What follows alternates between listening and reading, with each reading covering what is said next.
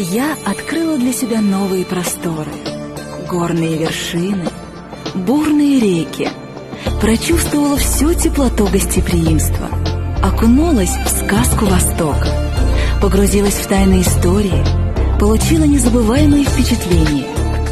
Я побывала в удивительных краях. Я открыла для себя Таджикистан.